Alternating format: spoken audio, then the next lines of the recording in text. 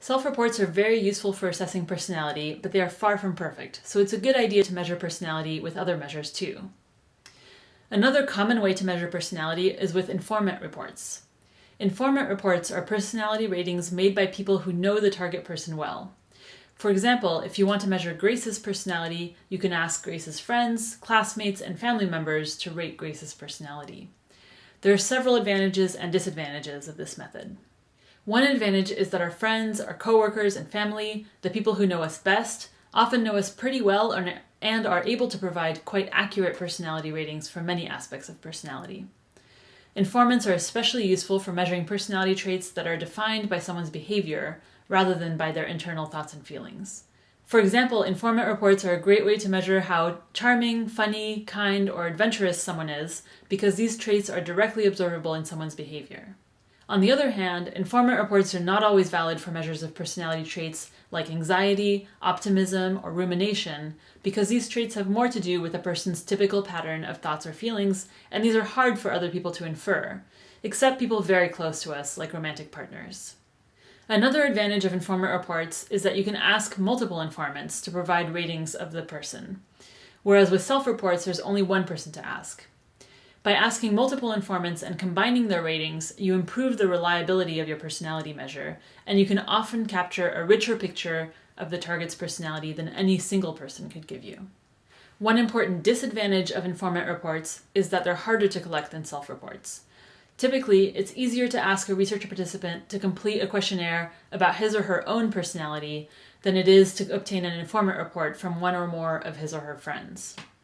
Informant reports can often be collected via web questionnaires, however, making them pretty practical even if not quite as easy to collect as self-reports. Another disadvantage of informant reports is that, just as in self-reports, informant reports are often biased. Self-reports can be biased in either direction. People can paint an overly positive or overly negative picture of themselves. Informant reports, at least those from friends and family, are typically only biased in one direction. People tend to say pretty nice things about their friends and family. This is a drawback of informant reports, but it's possible to control for this bias statistically, and informant reports are still very useful.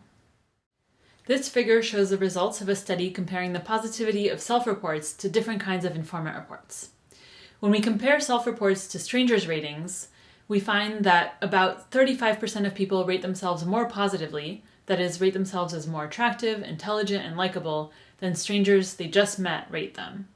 And only about 20% of people rate themselves more negatively than strangers rate them. These are the people with low self-esteem. When we look at reports by close others, however, we see a different picture.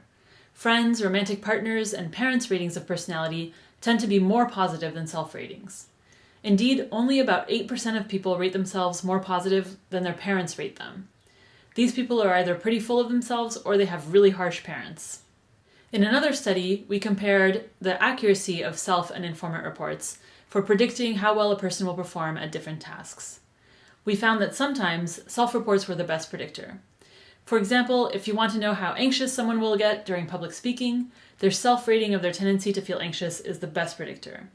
Other times, informant reports were better. For example, if you want to know who is going to perform well on an intelligence test, informant reports of intelligence are better than self-reports. Finally, there were tasks where both self and informant reports were good predictors of performance. For example, we found that both self and informant reports of extroversion were good predictors of how much someone talked and interrupted others during a group conversation.